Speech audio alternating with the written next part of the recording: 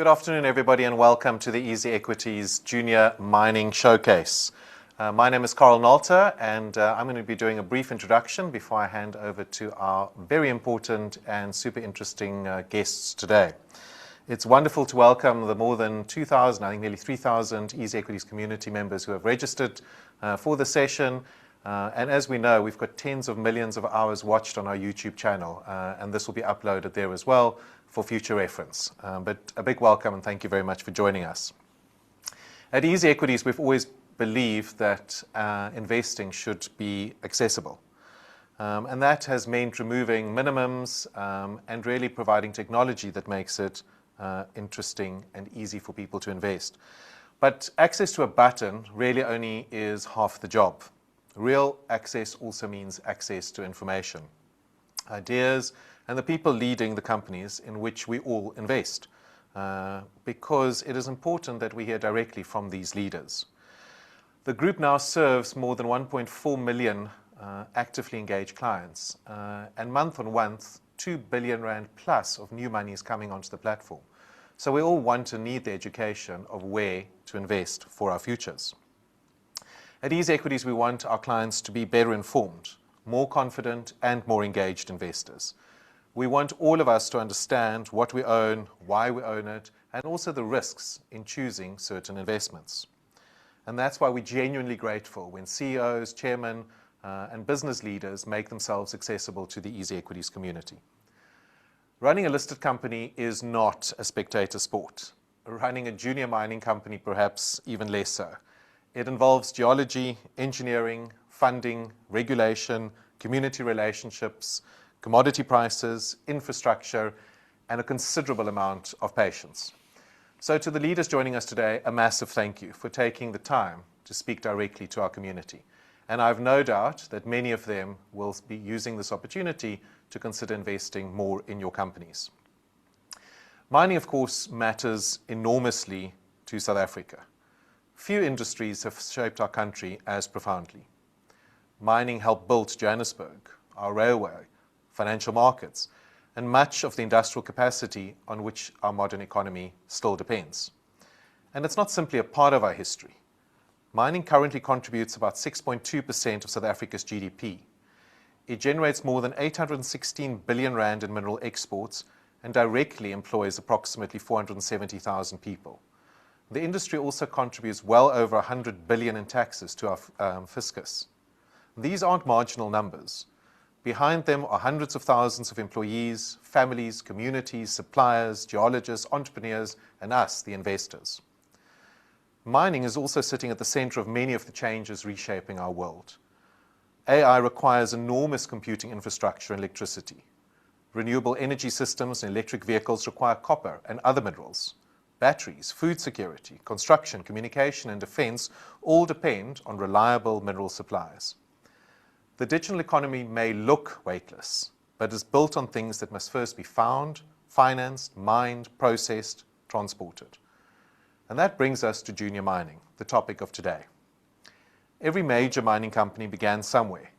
Every giant was once a junior. Junior miners search for the next deposit, revive historic mining regions, develop new projects, and try to prove that an asset can become a commercially viable mine. These are the stories before they become headlines. They can be exciting investment opportunities, but junior mining can also carry real risk. Projects take longer than expected. Funding can be difficult and expensive. Commodity prices move. Regulations change. Infrastructure fails. Geological models sometimes meet geological reality. And a prominent resource is not automatically a profitable mine, and a compelling presentation is not automatically a successful investment.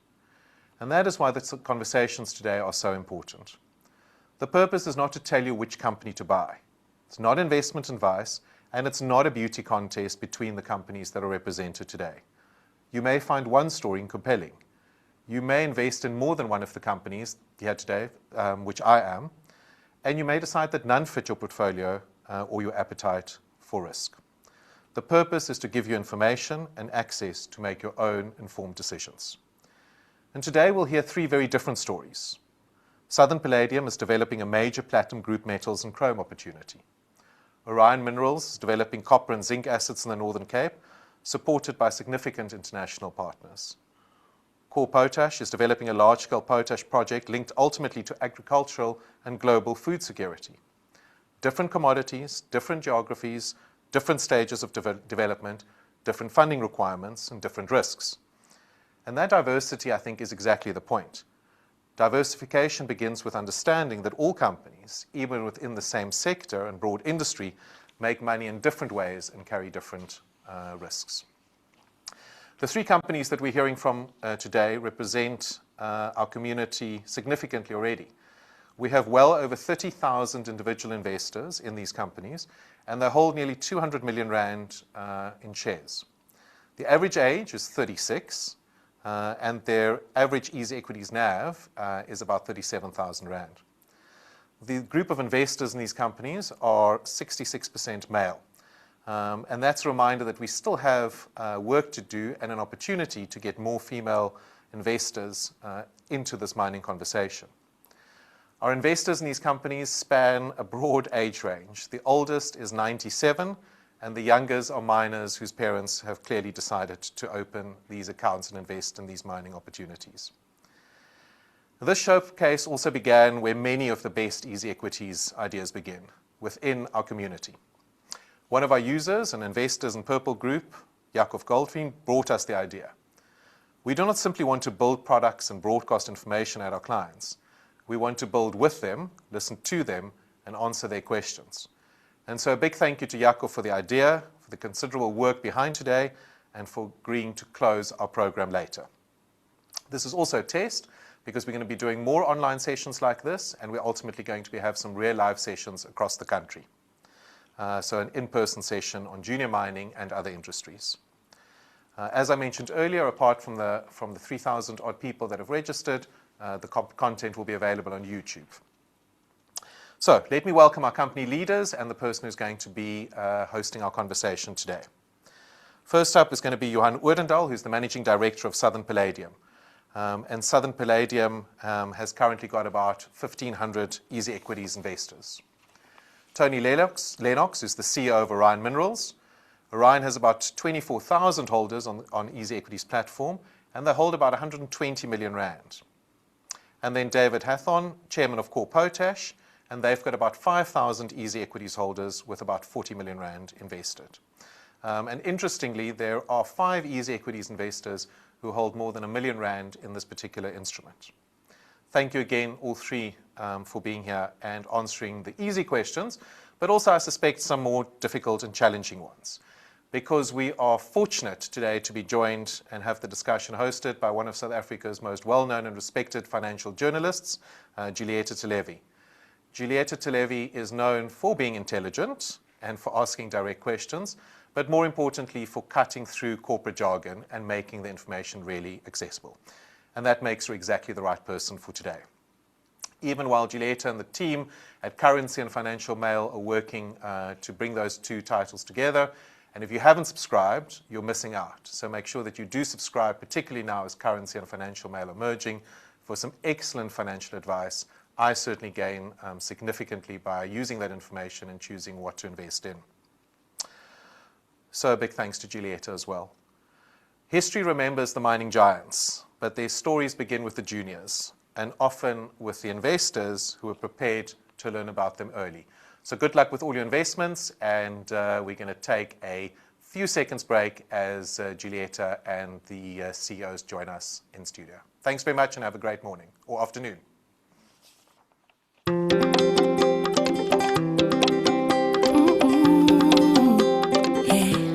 I've got a little story to tell, a tale of hope and inspiration now.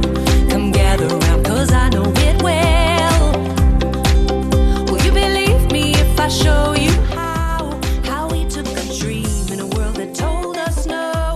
We never let go, can't let go when it has to grow. This dream was the spark that lit 1,000 more, and they light up the path to what we're striving for. We're striving for freedom, peace,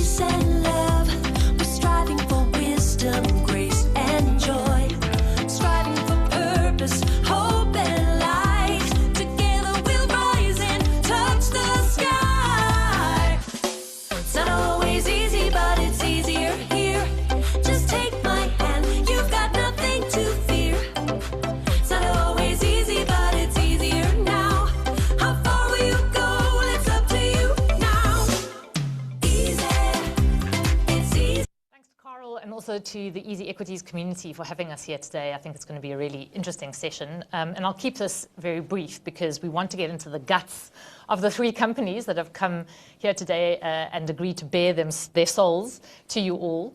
But I have to confess first up that I am irresistibly attracted to a speculative junior mining company that has very high chances of blowing out completely and outside odds of making a fortune. And I think for me, it's because junior mining companies encapsulate, like little else, the thrill and excitement of taking a punt on the JSE. I mean, these stories are utterly captivating because they are about lofty ambitions, they're about uncharted ground, and many of them have huge characters behind the stories. And in my personal opinion, you will never feel the same way about an Anglo-American as you might about a junior mining company, where your capital has a chance of making a much bigger difference than it does in any of the mining giants, as Carl mentioned. And the thing is, I know that I'm not alone in this. If you consider how many junior mining companies are listed worldwide, on the Toronto Stock Exchange, well, the venture capital part of the exchange, there are more than 900 junior miners listed.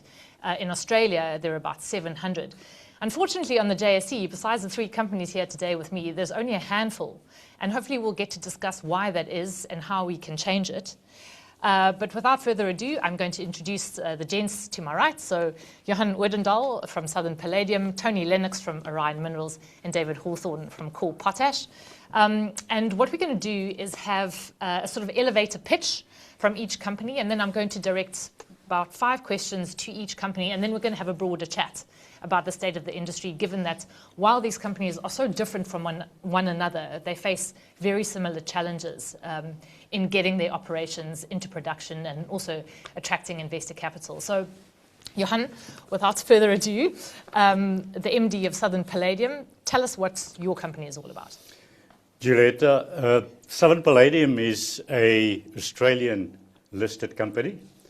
Or a registered company with listings both in Australia and on the Johannesburg Stock Exchange. We're busy developing a platinum project on an eastern limb of the Bushveld complex, and that is adjacent to current operations and also infrastructure.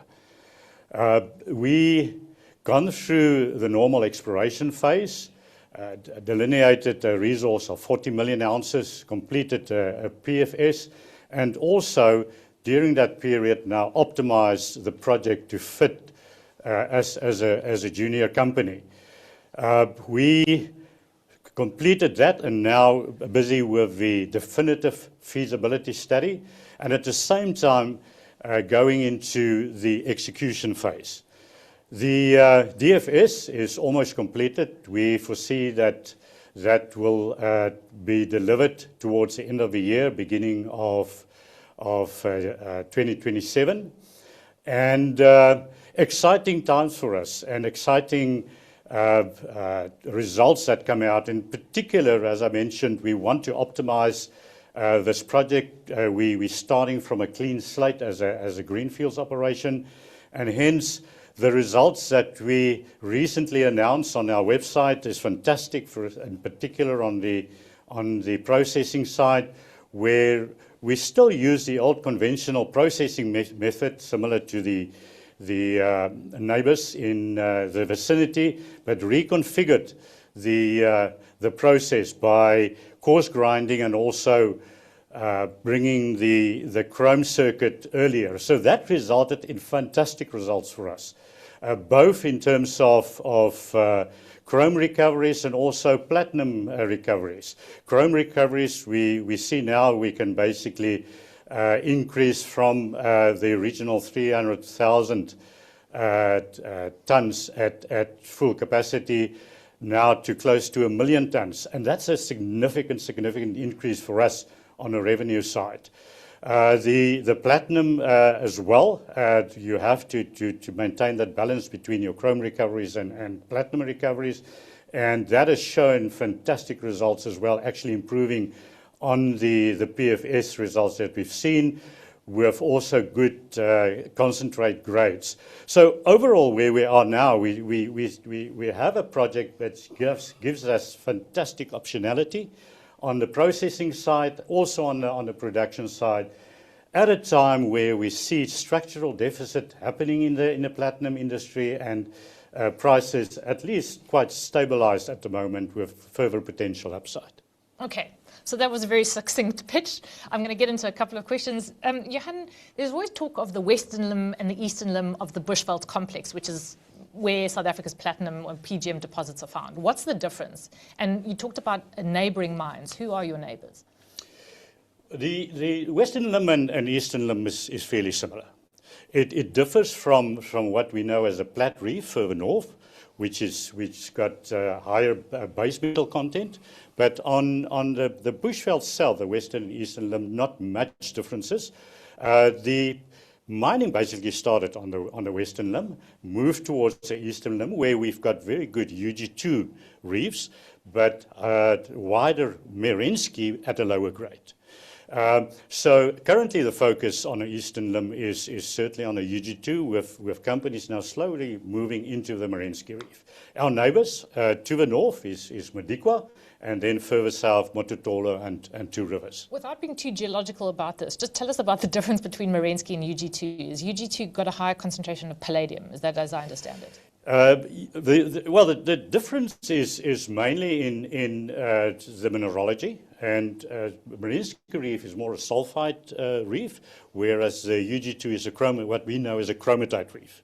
So higher rhodium, higher palladium, and of course then chrome in that reef as well, which is a very, very important commodity nowadays for platinum companies. Now, you've come out with drilling results that indicates a higher presence of chrome than you thought. Why is that important, and why is it important for investors in Southern Palladium? The chrome content is in the reef itself is fairly similar to neighbouring reefs, but it's a process that we're now going to apply that makes that huge difference. Whereas typically in the conventional process and in the old days, companies focused on PGMs, and chrome was just a byproduct. Yeah. Whereas nowadays, we've seen it in particular in downturn in the platinum cycle and platinum prices that chrome becomes such an important contributor to your revenue stream. And if we look at the results that we now achieve, from where chrome normally contributes 12% to your revenue stream, it now contributes, or potentially can, at current prices, contribute as much as 29%. So it's not the byproduct anymore, but it's becoming a co-product for us. Okay. Some questions about the relationship that you have with the community, because that's very important for miners in South Africa. The mine's Bengwenyama, and the actual community involved is Bengwenyama, which has 30%. Why is that important for you and your ability to operate this mine? Julieta, we said from the start, we applied for this project with the Bengwenyama as our partner, and they're remaining our important partner in this process. And it's so important, I think, for a mining company to recognize the community and also have an open relationship in terms of information and sharing information. So we've seen a huge success in doing that right from the start, whereas our community has gone all the way, and we've got a relationship which goes back to 2005, 2006, and also supported through this whole process. So absolutely important, and we have regular reach out to the community on a quarterly basis, which is run by some of the board members in our subsidiary, and that has fantastic results for us as a mining company. Okay. We completed close to 40,000 meters of drilling on that property, and we haven't had an incident with the community there at all. I imagine this is something that we're going to talk about because there have been incidents. I mean, I remember Pan-African Resources got rocked by a lot of artisanal mining in years back, and it seems like there's this sort of a low-level war for a lot of mining companies. But we'll pick that up again. But what I wanted to ask you is, you mentioned this definitive feasibility study that's due in the second half of this year. So what are the 2 or 3 numbers in it that investors need to look out for, particularly the guys watching today? I think absolutely the important number is on the processing side. Really, I think we're going to see fantastic results in the outcome of what we've done so far. And I think that is going to be the surprise on the DFS. We've already built from, and I think it's one of the few companies where we started on a conservative basis and build it up in terms of where we are now, and coming out with significant surprises. And I think the surprise is going to be on the processing, and in particular on the chrome recoveries and contribution that we get from chrome. But I suppose the ultimate question, and before I get to Tony, is how much money do you need, and how much money have you raised to get the first ounces out? We initially in the PFS looked at quite a significant number, and we decided to step back and did a lot of option studies to finally come out with what we call the optimized pre-feasibility study, where we do it now in stages. And what we found was that a significantly reduced capital number of $279 million US, which is 38% less than the original PFS. And with that, we can start the stage one of the operation, and then build up to stage 2. And stage 2, and that was at original basket price of $1,577 an ounce, which is now significantly higher. We found that stage 2 could actually be paid by the cash flows generated from stage 1. And so you won't have to raise all that money from investors. So we don't have to raise that much money anymore. 279 is the number that we're looking for.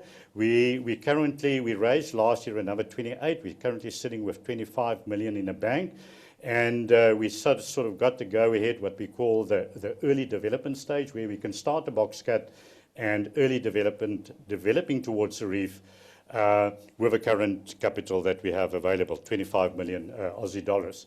Of course, we will certainly have to go out and look at various finance or funding structures next year.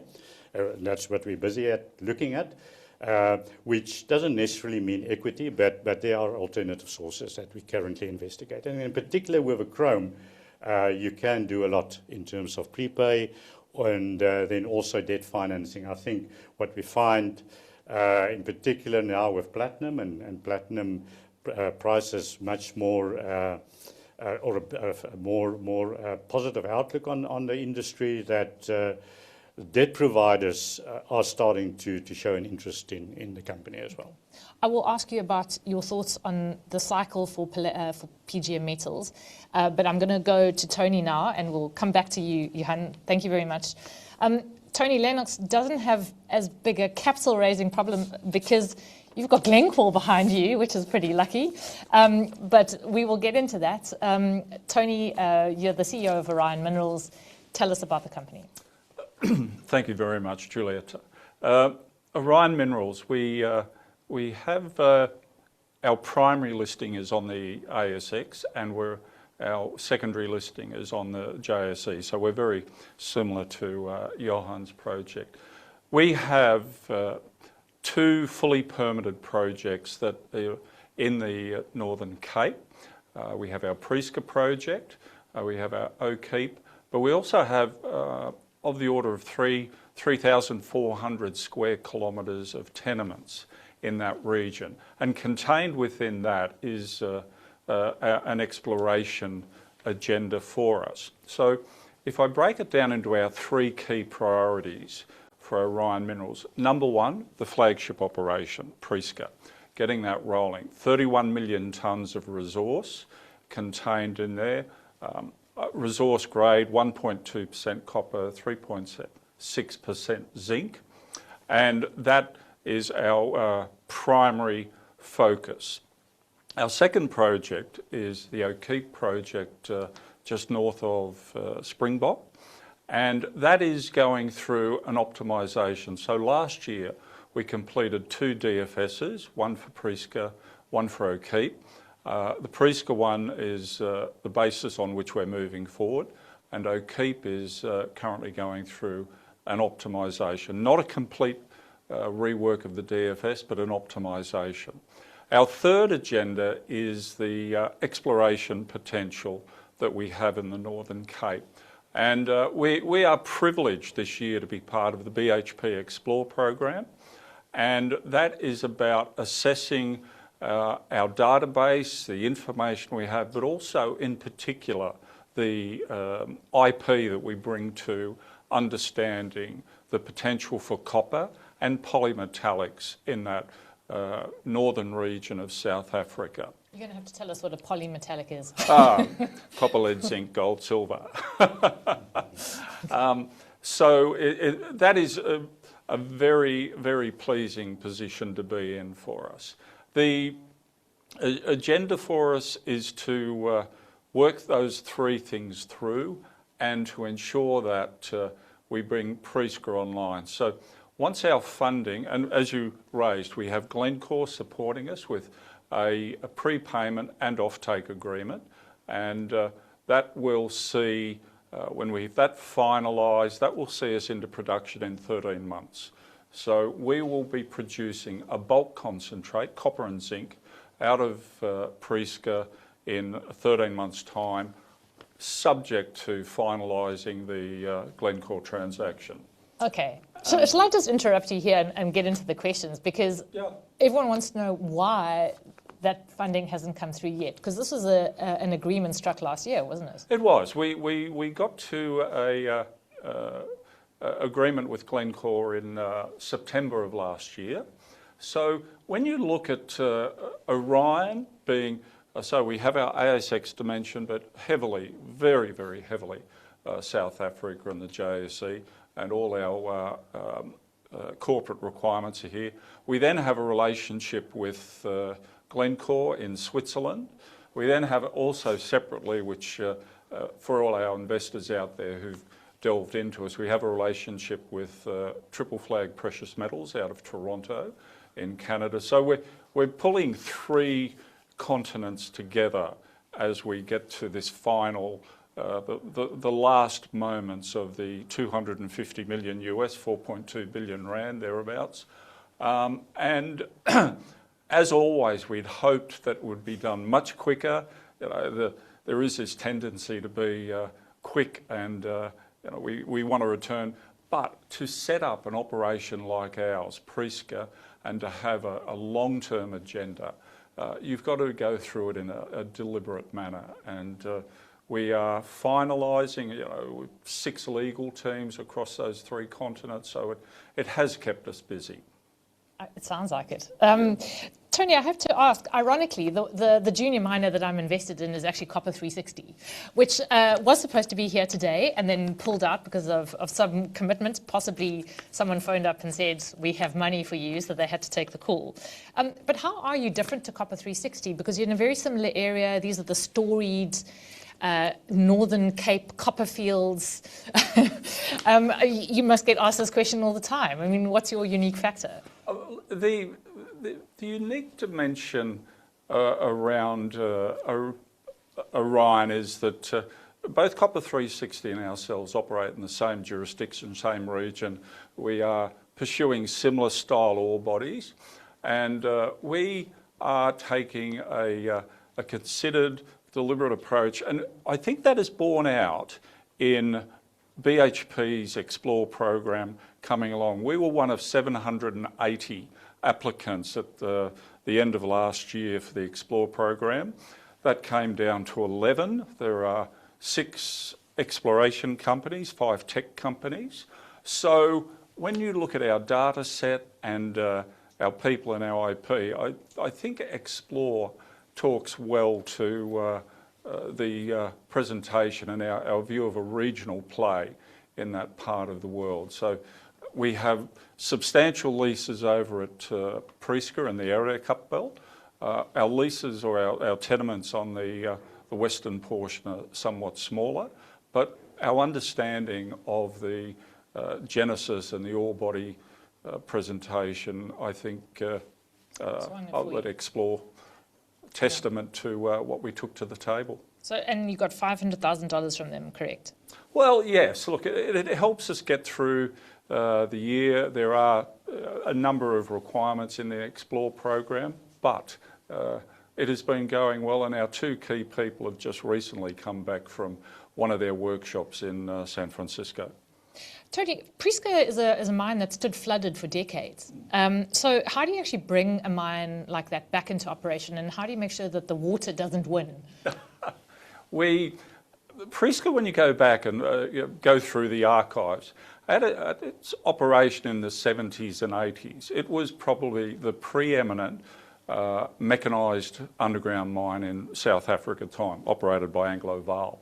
And in the intervening 35 years, in round figures, since Prieska was brought to a standstill, 1991, January 91, the mine has filled up from surface inflow. So it's not an underground issue per se, aquifer, high water make, things of that nature.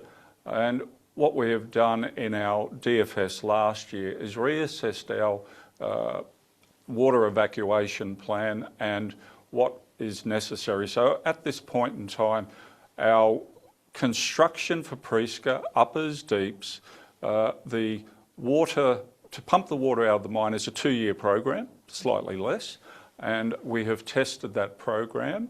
We understand the capacity we need to do.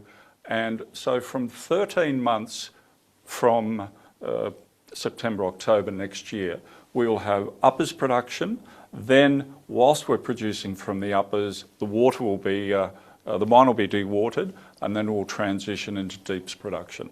So, sorry, if I just understand that correctly, 13 months from next year is when the first concentrates? From soon. Okay. So we will have production out of the upper level of the ore body, and whilst we are producing from the upper region of the ore body, we'll be dewatering the deeper portion, and then we'll transition production from the uppers to what we call the deeps. And is there any assurance that you can give investors that you aren't going to come unstuck in the dewatering? I mean, are you confident that you're going to make it work? Yes.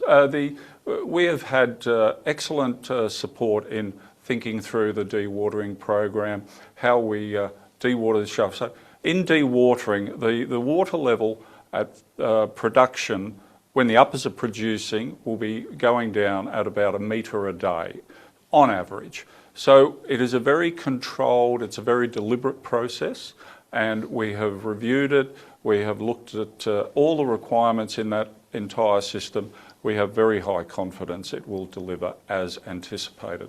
So I was going to ask, what are the things that need to go right between now and delivering first concentrates? I think you've spoken a bit about it. Got to get the cash, the dewatering program. Cash is always helpful, and we have 4 simple agendas for getting into production out of the uppers. First thing is re-establishing ourselves more fully in the town of Prieska, establishing a construction village to do all the work that's necessary. We have to establish a contract or boot, build, own, operate, toll, concentrator, underground drilling and underground production. So the underground drilling is for final stope design, and those 4 key processes, village, concentrator, drilling and underground production, we will be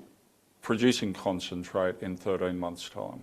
Tony, I mean, you mentioned right at the beginning that the grades are 1.2% copper and 3.6% zinc. No one ever talks about the zinc when it comes to Orion. I mean, why does it matter? Who buys it? And is it potentially, like with Southern Palladium with the chrome, sort of an important side hustle in terms of revenue for the company? And that goes to my thing about a polymetallic. The zinc, when you look at us, and it's on our website, it's public information, Prieska sits in the middle of the lowest quartile of copper producers.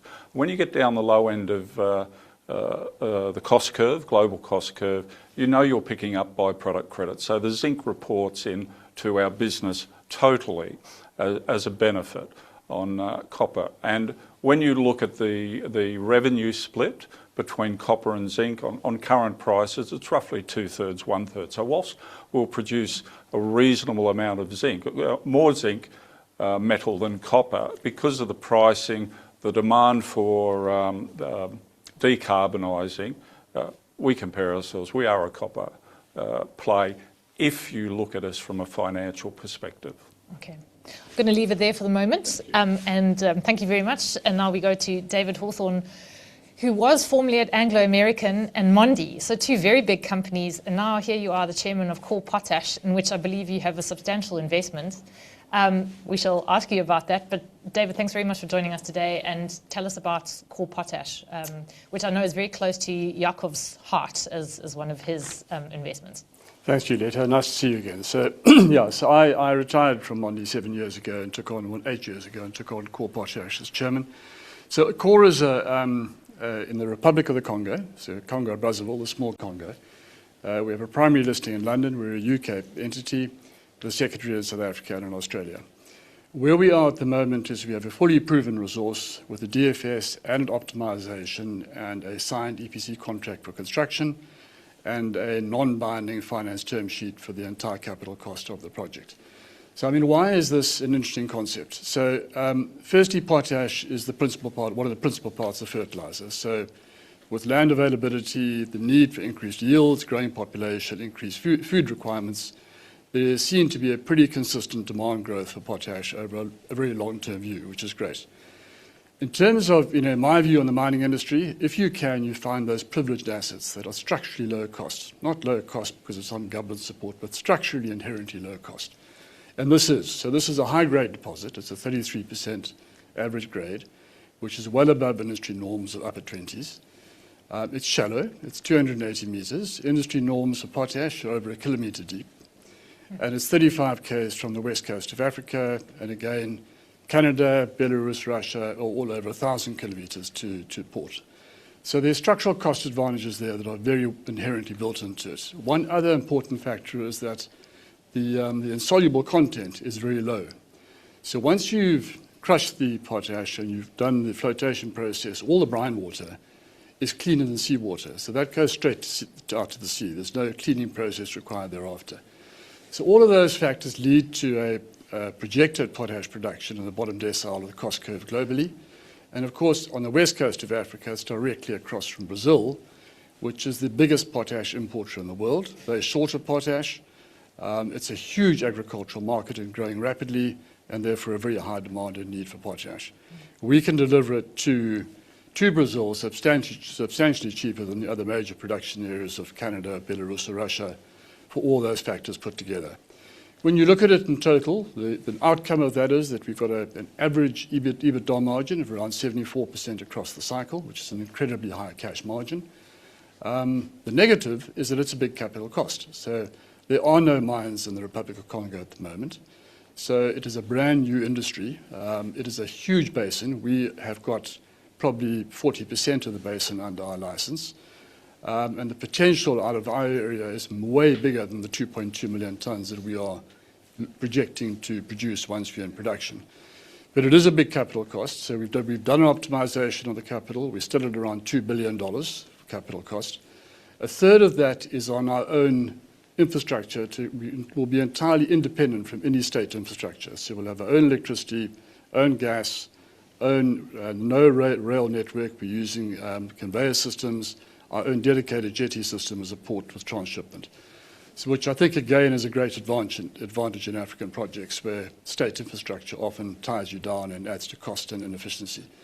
So it's an extremely exciting world-scale, world-class opportunity. As I mentioned, at the outset, we've got a signed construction contract with China, a Chinese construction company called Power China. Unusually, it's a fixed-price contract, so there's no right of cost escalation or cost variation. They take all that risk. So we paid a premium of 10% to get that right. Okay. And we have this term sheet for the financing for a full $2.2 billion for the capital to build the mine. One of the conditions of the financing term sheet was that we found an industrial strategic partner to join us in this venture. In that process, we ended up speaking to a number of potential parties, and after an initial look, they came back and said, we don't want a partner, we want to own the whole thing. So we are now officially in a formal sales process, which under the UK market. We have two parties who are well advanced in the process of assessing the opportunity. And clearly the next sort of big value step for us is the outcome of that sales process, about which I can't say. I know. I mean, if only you could tell us all about it, because we would all be the first to know. I have to ask, how does... I mean, it sounds like this unbelievable world-class deposit. So how does a little miner like Core Potash come to own it? Because this sounds like an Anglo-American thing, and of course Anglo-Americans' big bets, amongst others, is potash. There's a lot less successful opportunity in the UK, exactly. So what happened was, it actually is a friend of mine that I got to know socially. He was a driller. He spent his life drilling throughout Africa. When he retired, he sold his business in 2006. He went and secured from some of the drilling work that he had done exploration licenses, and he got this one. This was one of them. Formed a company in Australia, drilled, raised money hole by hole as they drilled, proved up the resource, and at that point he then approached me. I was retiring from Mondi, to ask me if I'd come on board to try and take it the next step, as it were. So that's how it ended up in a small company. It should be part of a major, absolutely, and it's a big project. It's a world-scale project, not a junior-scale project. Yeah, I mean, that you have to raise $2 billion speaks to that, I imagine. I understand, and you talked about, I suppose, the incredible benefits of Brazil being across the waters, being your potentially biggest customer. You can land product there at $128 a tonne, as I understand. Yeah. Is that your geological advantage or your geographic advantage? Both. So if you break it down, so the inland logistics, we're about $17 a tonne better than anyone else because we're at the coast. Shipping logistics, we're about $20 a tonne better. We haven't intentionally built into a cost structure a mining cost advantage on the grade, because we're at 33% grade, which is well above industry average. We've kept that more as a slight cushion in terms of the overall economics. But if you build all that in as well, it comes pretty much around logistics as around 60% of the benefit, and 40% is the grade benefit and the effluent benefits of the brine going back into the sea. Okay. David, you had a friend who called you up. How different has it been trying to develop this asset than it was running a Mondi, say? Well, I mean, very different, clearly. I mean, I think the fundamentals of commodities are the same. You know, Mondi's a packaging group, but a lot of it was about the commodity production and low cost profiles. So that part of it is inherently very similar in terms of how you optimize those cost advantages. But here cash in Mondi wasn't a concern. Here, cash is king, and raising money as we go step by step is king. And it is, as I say, it's a huge project for a very small group. We're a tiny management team. I sort of act as a chairman responsible for, the capital side of things. We've got a CEO who's responsible for in-country and technical, and then we've got a finance guy in London so it's a very small management team, and it's been a fascinating experience for me, and it's a great opportunity, but it does belong in a big group, that's for sure. And I know you can't talk about the sale, but, first production, as I understand it, is still years away. So now you've got potentially a sale process, you've got to raise the money, you've got to develop this asset. What are the milestones that shareholders should hold you to if you will still be a listed company? Yeah, I mean, I think the bottom line is the next big look. We're up 350% over the last 3 years on the market, so we've done quite nicely from a share price point of view. The next big value kick is clearly the outcome of the sales process. Now, whether that is a strategic partner partnering with us to build it or taking us out, that'll set the value and determine it from there. I don't suppose you could tell us what your ideal outcome would be of that process? I can't say a great deal on the sales side, unfortunately, there. Okay, well, so let's maybe throw open the questions because there are some common themes between you, and clearly the biggest common theme is funding. And there's this huge funding gap for Southern Palladium, for Orion, okay, well, maybe less so for Orion, certainly for Core. You need billions of dollars, and it seems as if all the money that has been committed so far is actually coming from outside South Africa. BHP, Glencore, I mean, you've got a few shareholders here, but all of your primary listings are not in South Africa. Johan, why is South Africa not funding its junior miners? What do you think has to change for that to be the case that it does? Julieta, what I did find as a junior to develop a mine is difficult in South Africa from a funding perspective. I think just simply because our institutions are not operating in that space. Our high net individuals probably don't get that kind of incentive that you get in Australia and in Canada. So when we reached out way back when we started with the project, yes, there was just no interest. And the hurdle that you need to overcome as a junior is to get your project to feasibility stage. And of course, to get a project to feasibility stage, you need to drill out the project, which is the most expensive in terms of that early stage development. And I think that is where a junior has to overcome that hurdle. In our case, it was probably different in a sense that we were an initial team who took the project with a current existing material that was available, geology that was available, and went out and we had to reach out across the borders for financing, and we find that in Australia. Yeah. And currently today, I must say we've got fantastic support from Australia. Our cornerstone investors, fantastic. Also in Europe, we've got a big shareholder from there, and yeah, that's where your interest sits. I must say that where we are now, in an environment where PGM prices are starting to look more positive, we completed our feasibility study. Chrome looks pretty good. We are now find a lot of interest on the chrome side. From local investors? From local, and also from debt providers, local interests as well, which is fantastic. So you need to cross that hurdle of feasibility study with some tailwind on the prices as well of the commodity. Can I ask how much a feasibility study costs? I mean, is there a sort of an average cost, or does it vary completely according to the company? Ours cost about $50 million, but I don't know what. I mean, it varies a great deal. Well, Australia is very good for raising exploration money. So you don't need a working capital forecast to list in Australia. You can list and you can raise money hole by hole as you prove it, you raise the next bit. South Africa, you can't do that. You have to have a working capital requirement to be listed in South Africa. So that's one area where the JSE could reconsider its requirements and enable exploration capital to be raised in South Africa. So Australia is great for that. Listings issue, actually. Well, I mean, I think if you want capital markets easier to access as listed versus private, and Australia does give that advantage on the exploration side, for sure.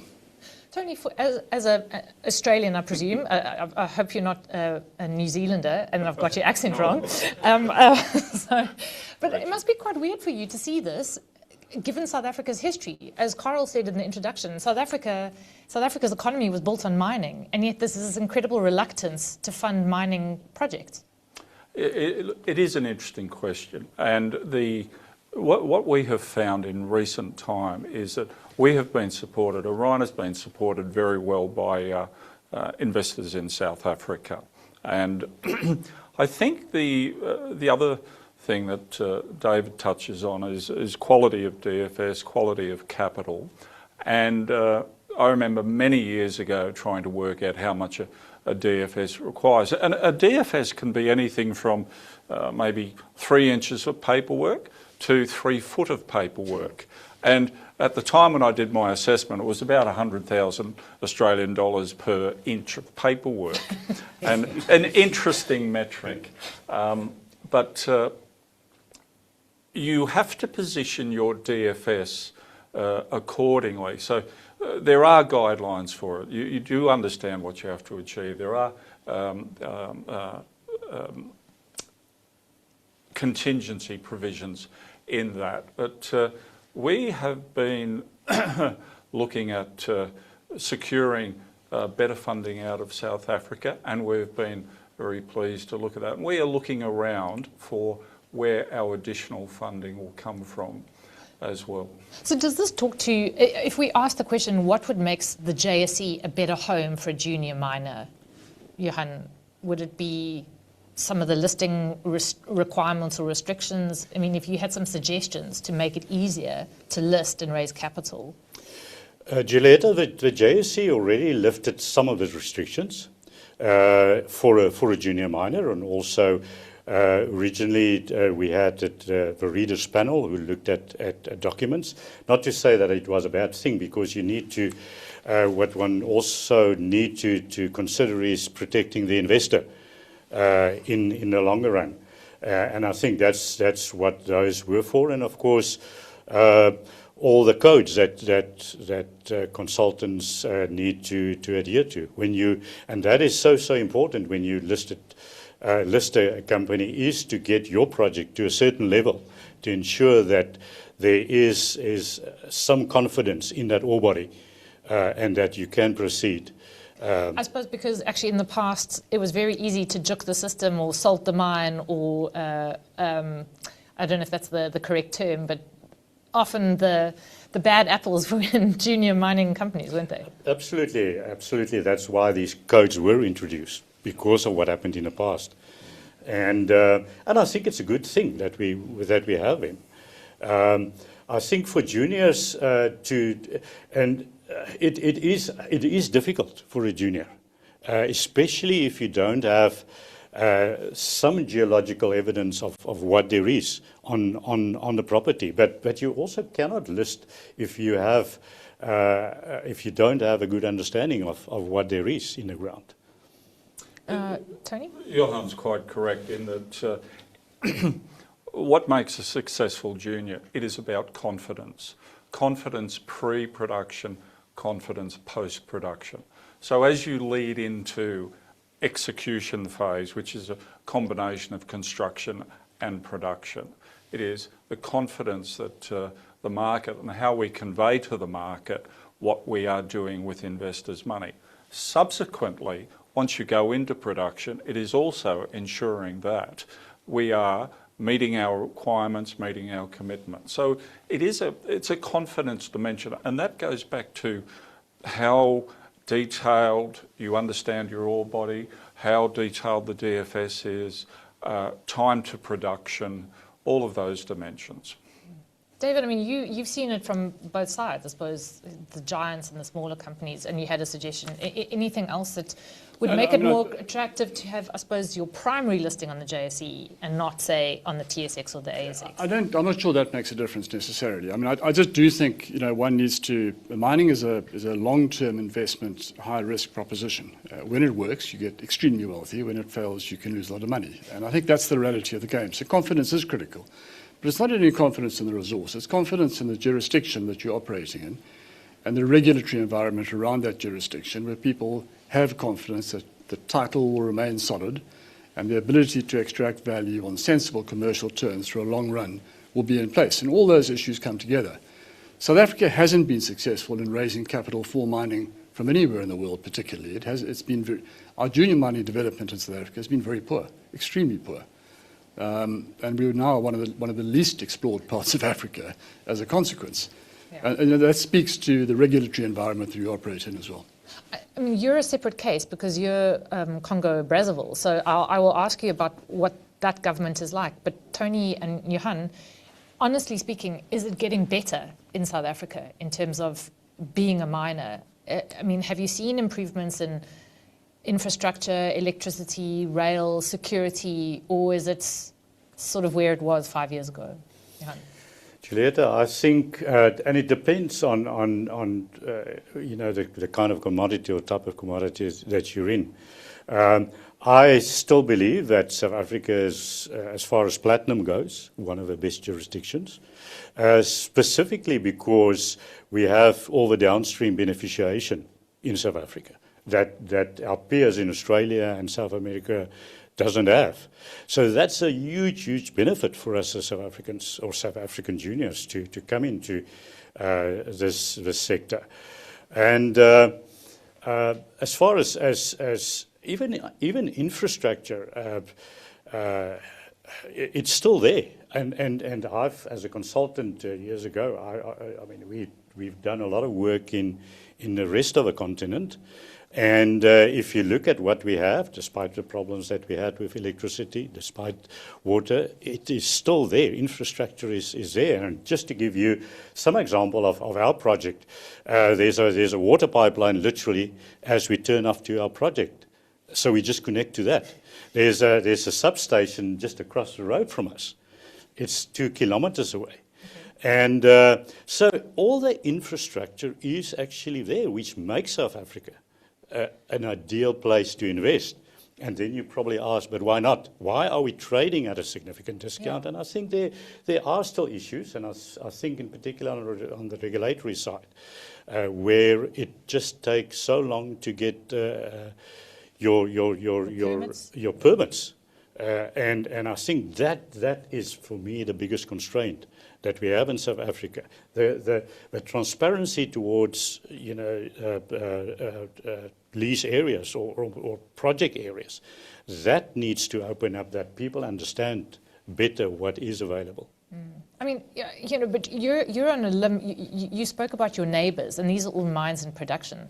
I wonder what Tony's experience is like, because you and the guys at Copper 360 are sort of restarting mines that that became moribund, that fell into abeyance. So, is your infrastructure there? Is that the big issue for you at all?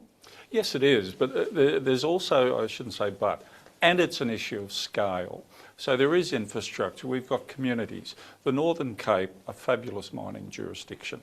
And we have the ability to take the existing infrastructure and work with the different providers to increase it, such that we have energy, water. You go nowhere in mining unless you've got water, energy and logistics. And those things are improving. And I sat through a breakfast yesterday, which was, it was looking at percentage incremental improvement.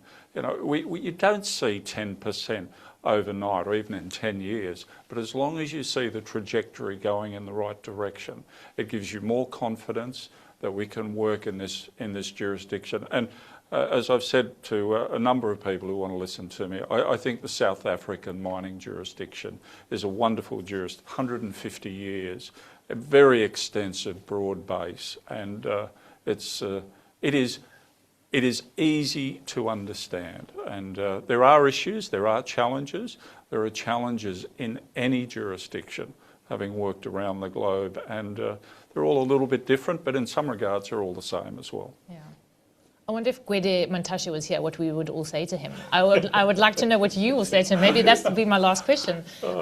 David, I mean, Congo-Brazzaville, what's that like as a country? What's the state like? Are they supportive? It's very different here. There is nothing there. So we're operating in an area where there literally is there's lots of exploration taking place, but there's no mining activities. So there's no infrastructure. The mining regime has been struggling to find investment. They're big in oil, but they've got nothing in mining. So they've been trying to promote mining. There is a growing resource nationalism throughout Central Africa taking place, and they've just issued a new mining code, which is definitely a shift in that direction, which is not that favourable. We operate under a mining convention that was approved by government and parliament and the president as an act of law in the Congo in 2018 or 19, which actually is very sensible. They get a 10% free carry, and in return we get quite long-term title with concessions on tax for quite a long time, etc. So that's very sensible. We now need to marry that into the new convention to see how that fits together, and that's a discussion that's happening with government at the moment. But they're finding their way, and I think the negative thing is this sort of shift to resource nationalistic type of thinking, which is bad, in my view, and not good for mining investment. Yeah. But but I think they really are in a very immature state compared to where this country is, for example. So are you saying that, because one of the risks is to brace for the government of wherever you're operating to say, actually, we want a 30% carry, not a 10% carry. So do you have to have some sort of interesting diplomatic conversations now? that Well, doesn't happen? Yeah, well, I mean, our convention, which is an act of law, stipulates very clearly that no future law may adversely affect us unless they compensate us for it. So having said that, they clearly want us to operate under the framework of the new codes, so we're going to need to find a way to make our structure work within that framework. And those discussions are taking place at the moment. But yeah, so I mean, it's, that stability of title and profit share is very critical, in my view, to big investments like this. What about the presence of retail investors on your shareholder register? So, I mean, if you had a wish list as a junior miner, it would be easy access to capital, great mining jurisdictions, friendly governments. Do you actually want thousands of retail investors on your shareholder register? Is it something that supports you? Because this is sort of what this is all about. We're trying to drum up interest for junior mining companies in South Africa so that we don't only have a handful of companies. I mean, Johan, do you want more investors? Look, we had a specific strategy towards shareholders and how we approach that. And the stock is still fairly tightly held, and it's tightly held for a specific reason, because it's a fantastic project. And look, over the past, we had such good support from those cornerstones, where we had an initial capital raise. We went for a second capital raise last year. And but we now at a point where I think the company is ripe, now that we're moving into a development to open ourselves up more for retail investors. And I think the time is right for that. And if you look at our trigger events coming up in sort of a next year, in terms of our DFS, our mining right, which is most likely around the corner, those are all the trigger events that will hopefully now increase the retail investors. Yeah, So lift what the is, share price and of course retail investors' interest. I mean, what is your free float? Well, it's in the order. It's not high. I would say in the order of around about 35%. Okay. Yeah. So that's not terrible. No, it's not terrible. But is this not the conundrum that you actually have to release stock so investors can get a look in? I mean, and this is a question I'll ask all of you, with how you make it more accessible to retail investors. I think, yeah, let me just quickly answer that.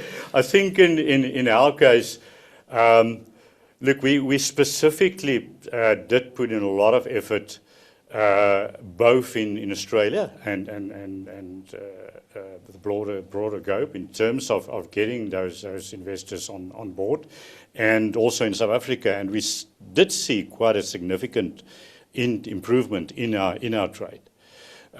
Certainly, and I think that will happen within time. And we. As prices increase, and I think there's a lot of investors that's, as I say, still holding tight, but I think we started to see some release of shares into the market. And as we go for further capital that we need to require, of course, it will be different in future to what it was as a startup company, because you just look at various instruments now to finance your project, but there still could be a component available for retail in the future. Tony, how about Orion? Because I think also Orion was maybe the company that sparked quite a lot of interest. I sort of feel like you predate Southern Palladium and Copper 360. Can't remember if you and Core Potash came to the exchange roughly the same time. What is your retail investor base, and would you want more retail investors on your register? I'd like to say thank you to all our retail investors. There's no doubt about that. Organisations like us need a healthy balance of retail and institutional investors. The retail, they're in and out. They take different views about long-term, short-term, depending on a host of things.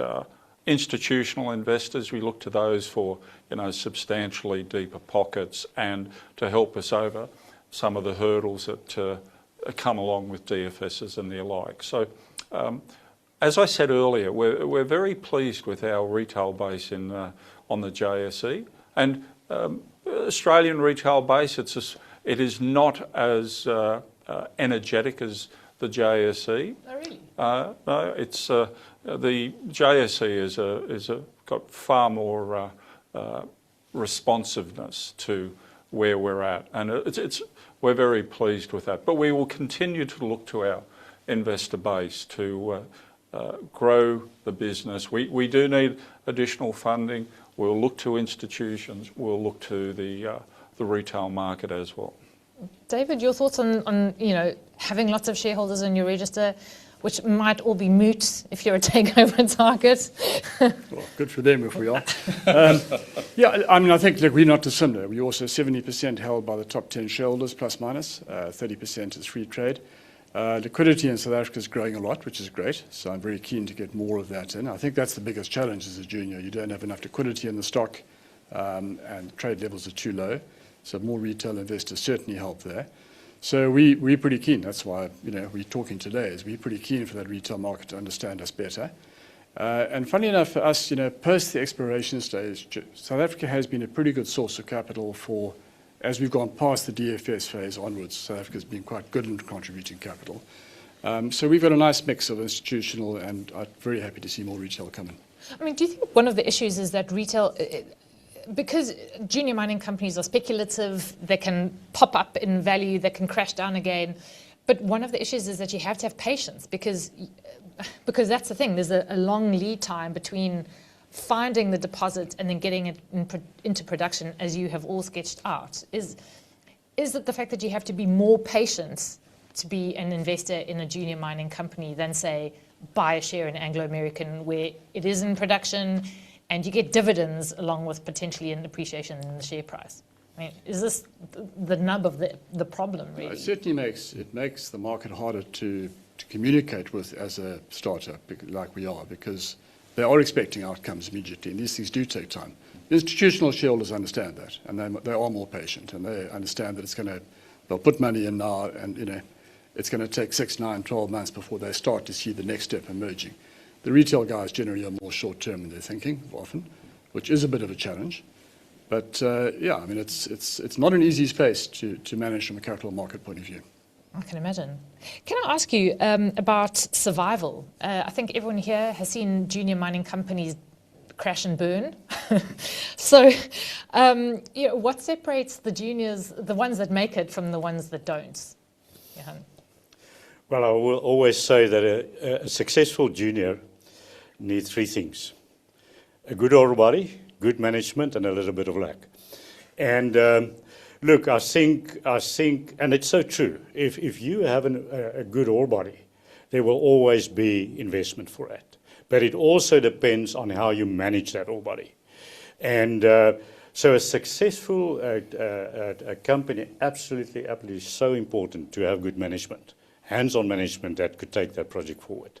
And then, of course, I think for a junior, so critical to be in that or read the cycle correctly in terms of your funding, and which is a difficult thing.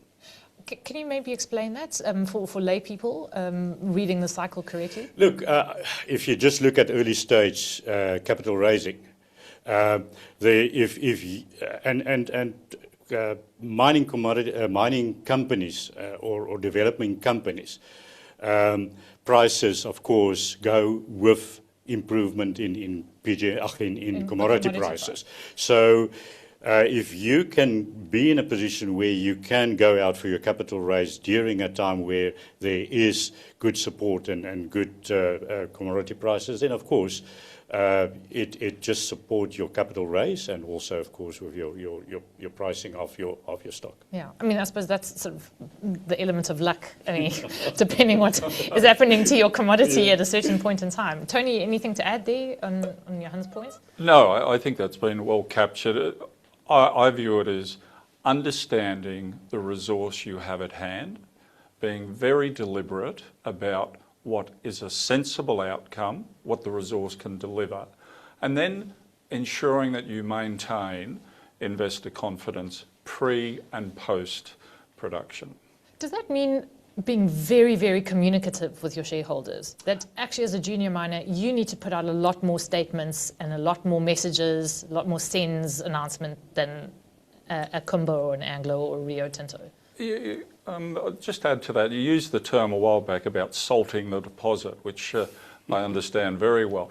It is about, there is a balancing act about how much information you put out without just, here's, in our case, Orion yet again, as opposed to not putting any information out. So there's a judgment which I think comes with the experience sitting here opposite you. We've been in the industry for a number of years. We understand it, and we, certainly from my perspective, we have a good judgment about what is the right amount.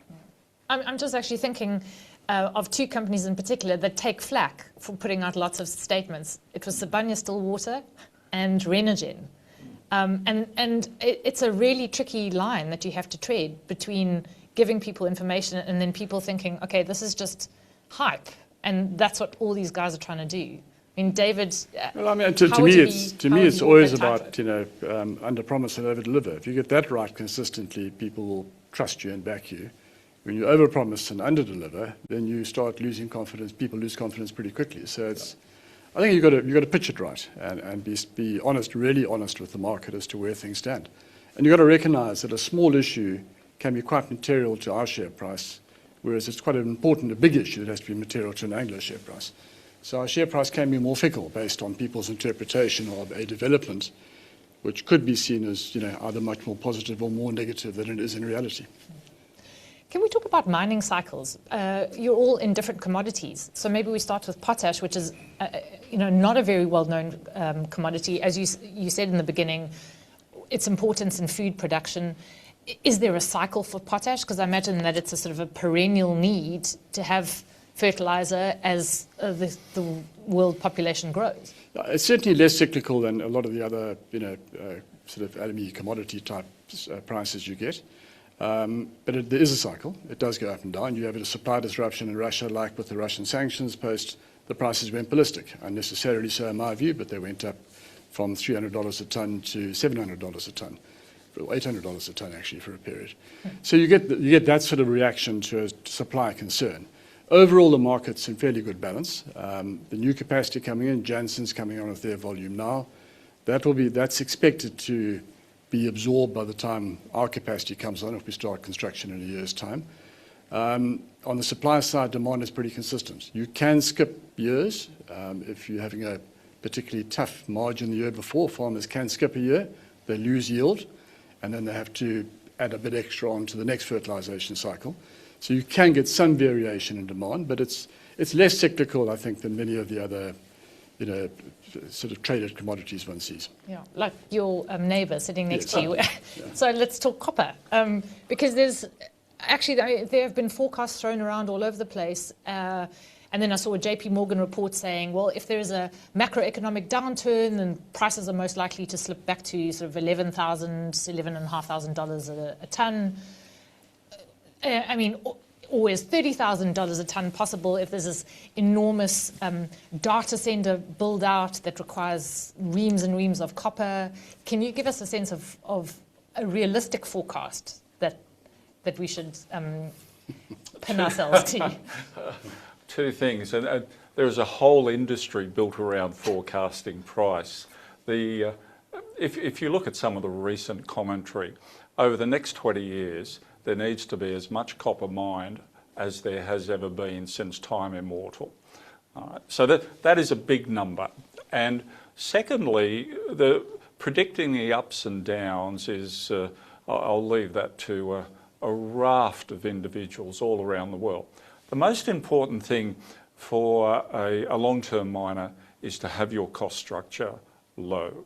And the pleasing thing, it's on our website, Prieska sits in the middle of the lowest quartile of all copper producers.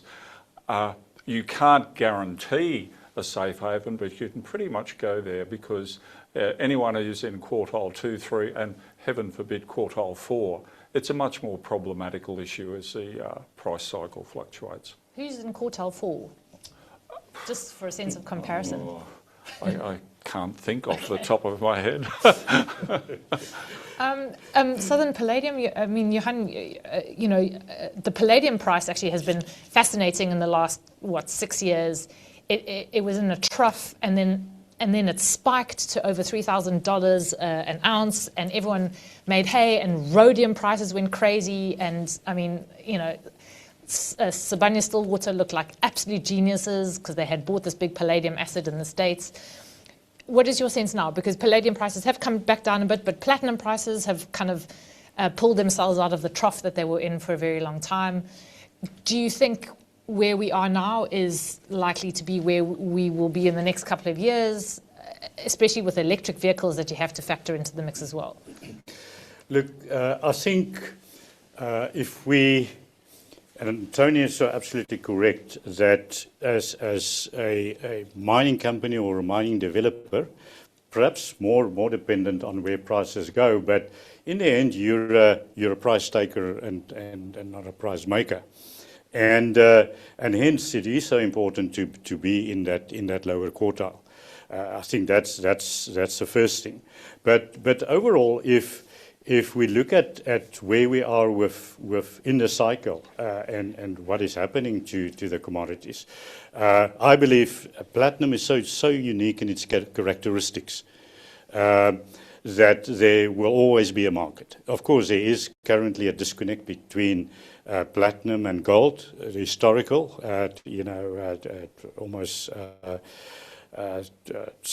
investment component that led to both commodities moving together is not there anymore. So PGMs in general became more of a industrial-driven commodity rather than investment entity. But if you look at platinum, it's still a scarce commodity, unique characteristics. And I think what we see in the market at the moment, I think it's absolutely ideal to be in this position where the share price is not driven by speculation, but rather by true supply and demand fundamentals. We are sitting with a structural deficit which developed. And I think one of the great CEOs in the industry many years back, Barry Davison, always said that the last thing that you want is a spike in prices, because that only leads to substitution and a bigger fall in prices that you want. So for me, where we currently are, in particular in the PGM industry, I think is ideal. It's to a large extent demand that is growing. Yes, there is battery electric vehicles, but battery electric vehicles will find, and I think already has found their niche in the market. Whereas ICE engines and more now the development towards hybrid engines, I think ensure the long-term demand for PGMs in autocatalysts and in the ICE engines still in that application. And then of course there's a lot of new development in the commodities in that, and of course we also a polymetallic. It's different PGMs, copper, nickel, gold, and chrome. But if you look at the PGMs, the well-known PGMs are platinum, palladium, rhodium, because that historically has been in the forefront in catalysts. But what we're seeing now is for instance, the other commodities like iridium and also ruthenium, those two PGMs that really now starting to find a good demand. Iridium, particularly in hydrogen production, along with platinum, in PEM cells, and other unique applications. Ruthenium, for instance, as well, in that application in coating hard disks to increase data capacity. So I believe that if you look at PGMs, you should look at the basket. And if we look at where we currently are, I think there's certainly upside in that basket of prices. I mean, it sounds like mining in a way is a big pivot for AI. It's sort of there's quite a link sounds like the last place you want to be in is iron ore right now. So I don't know if that's an incorrect assessment. But what I was going to ask also, maybe on a lighter note, is what you wish you had known before you waded into the shark-infested waters that is being a junior miner. And I'm going to ask David first, because he came from the very safe stable of Anglo American and then Mondi. I mean, you did say this was a huge change. It was a huge change. Growth, the issue is availability of short-term capital was a bigger concern than I probably recognised, and things take longer than one would believe they should take, and that's a reality. I think that I sort of caught me a bit off guard relative to where I was expecting to pull this through. When I retired, I thought I'd do this for 5 years and would move on. It's now year 9 and we're still going. So, but we're looking good. We're in a good place. So it's worth the effort. Oh, that's good to hear. I mean, Tony, you alluded to it in the beginning. You have to have teams of lawyers all over the place. You're waiting for this $250 million from Glencore and it still hasn't arrived. Is that one of the frustrations, or the length of time that things take to get things done or to get things over the line? It's not a frustration. It is just accepting the world we live in. I know it does attract a few people's attention and commentary. I do think that in mining, junior miners, I like the phrase used, wade it in. We've got a bit of water we've got to wade through between now and the deeps production. It is about ensuring you understand a sensible time frame to get your deposit into production, your resource. And entering into the junior mining stock, you do have to take a longer term view about life. And I suppose maybe I'm speaking out of turn here, but the one company that we hoped would join us, Copper 360, I think came in with a big bang and a huge story, and then things sort of unraveled. Their capital structure was wrong. They said they should have raised debt rather than equity. Of course, we can't really speak for them, but it sounds as if the timing issue was one of the things that bedeviled them. For Southern Palladium, Johan, what did you wish? You were a consultant. You were on the other side. You were in finance. So, actually going into running an operation, that must have been quite a shock. Look, it's been a fantastic experience, and I think a fantastic experience in terms of developing this project with a group of people that knows the industry and also have a necessary knowledge to take it forward, but also understanding community. What amazes me and what's so fantastic about working with our community, the Bengwenyama, is that patience. And that's one thing that I think was mentioned by both these gentlemen, was that we need that patience and patience to take a project through its stages. And you have to. You can't skip one of these activities. You need to do proper exploration. Go into your feasibility. It's actually do your concept study first, then into pre-feasibility, then into final feasibility of definitive.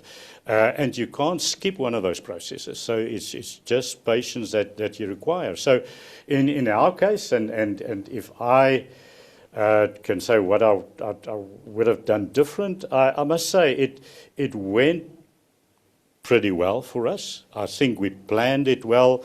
We brought in the first phase of exploration and PFS well below budget, and which enabled us to continue into our DFS studies and optimize pre-feasibility study.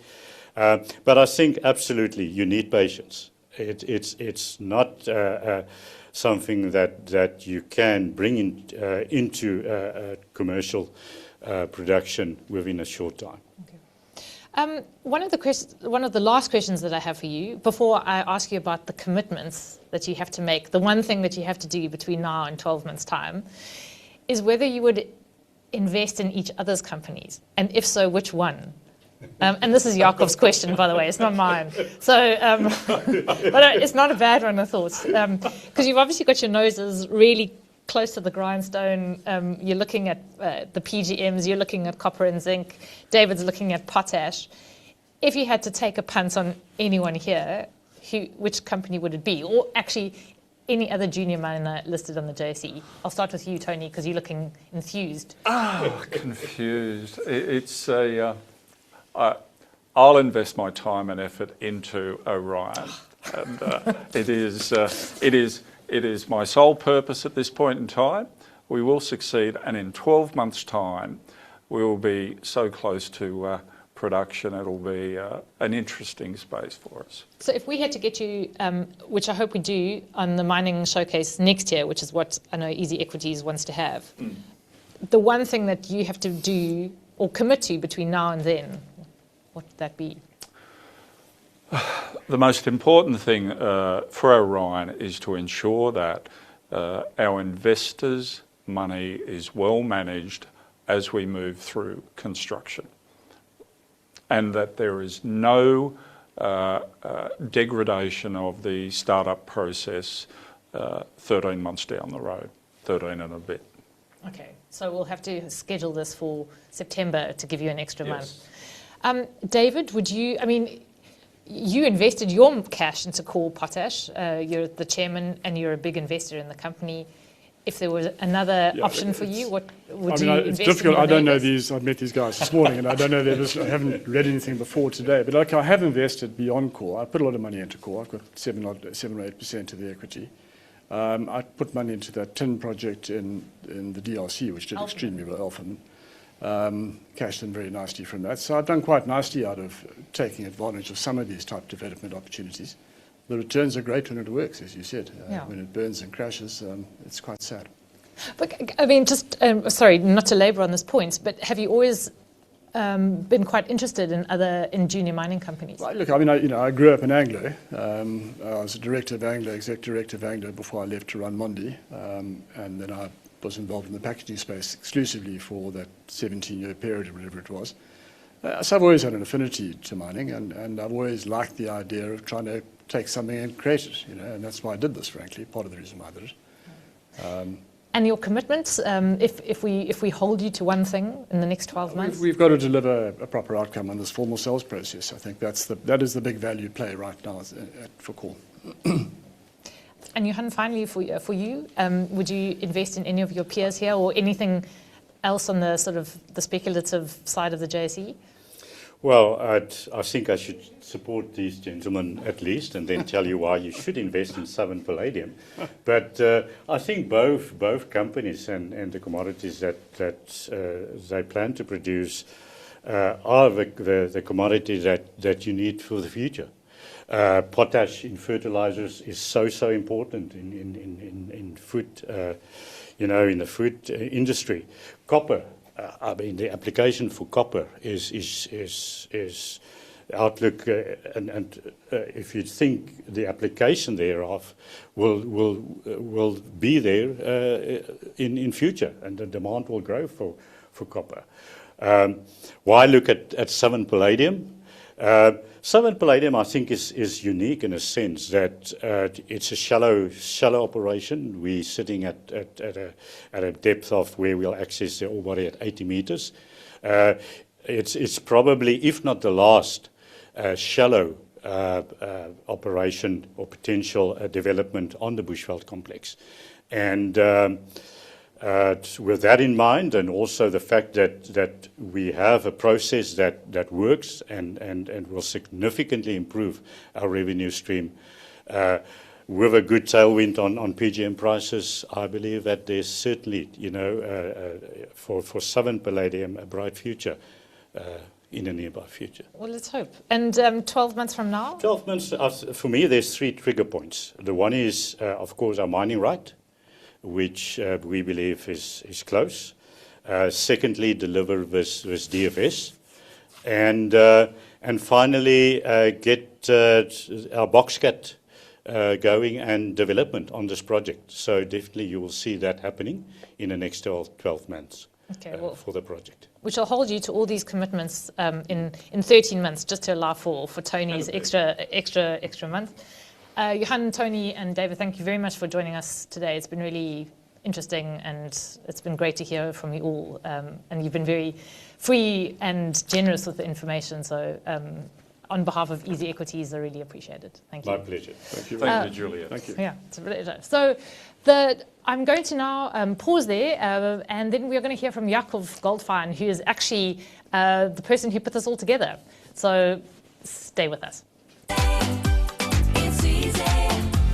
It's easy. Easy. It's easy. It's easy. It's easy. Every voice, whether big or small, will echo out loud while standing tall. When you believe, when you can see, the power in your hands can set you free. While you're striving for freedom, peace and love, you're striving for wisdom, grace and joy. We're striving for purpose, hope and light. Together we'll rise and touch the sky. It's not always easy, but it's easier here. Just take my hand, you've got nothing to fear. It's not always easy, but it's easier now. How far will you go? It's up to you now. Easy, it's easy, it's easy, it's easy, easy, it's easy, it's easy, it's easy. No matter how small, no matter how far, you gotta keep your spirit dreaming. No matter how small, just give it your all. You Guys, thanks for your patience. And I just wanted to introduce Yakov Goldfein, who is an institutional investor actually now. He works with MI Capital and also Visio Capital, but he's also an EasyEquities user. And Yakov, I'm going to hand over to you because this was your idea, and tell us why you wanted to pull this together. Thank you, Julieta. Well, first of all, thanks for hosting such an amazing event. Even as an institutional investor, that was one of the more exciting mining showcases I've seen. And we weren't sure how it would go, but I think it was really great, and mostly thanks to you. You can tell that Julieta knows her stuff and does her homework. So like you said, I'm an institutional investor. I have the privilege of working with, I think, the most amazing investment companies in this country, MI Capital being one of them, where we're building a capital base to educate previously disadvantaged South African youth through the Maharishi Institute, and Visio Fund Management, which I think is an exceptional boutique fund manager and one of the top and most prestigious in the country. And but my journey started about nine years ago when I opened an EasyEquities account and made my first investments on the JSE.